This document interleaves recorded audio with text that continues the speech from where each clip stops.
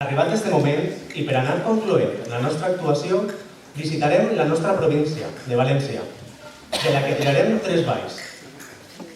El primer que us oferirem de la part de castellanoparlant de la nostra província, des de Casas del Rei, els portem el fandango del Tío Mario.